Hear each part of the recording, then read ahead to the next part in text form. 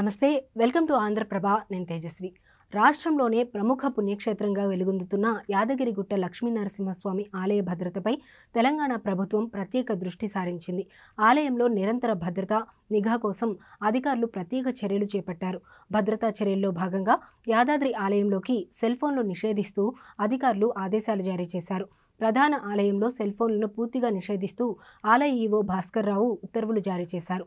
ఇప్పటి వరకు భక్తులకు మాత్రమే ఈ నిబంధన వర్తింపజేయగా ఆలయంలో విధులు నిర్వహిస్తున్న సిబ్బందికి కూడా ఈ నిబంధన వర్తిస్తుందని చెబుతున్నారు. అర్చకులు, మినిస్టీరియల్ సిబ్బంది, ఎస్పీఎఫ్, హోంగార్డులు, జర్నలిస్టులకు కూడా ఈ నిబంధనను వర్తింపజేస్తున్నట్లు పేర్కొన్నారు. తిరుమల తిరుపతి దేవస్థానం తరహాలో ఆలయానికి పోలీసు భద్రతను కట్టుదిట్టం చేస్తున్నారు.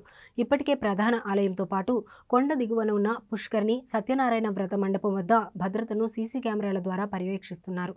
మరోవైపు భక్తుల లగేజీని తనిఖీ చేసేందుకు స్కానర్లు, మెటల్ డిటెక్టర్లు వంటి ప్రత్యేక పరికరాలను ఏర్పాటు చేసేందుకు చర్యలు తీసుకుంటున్నారు.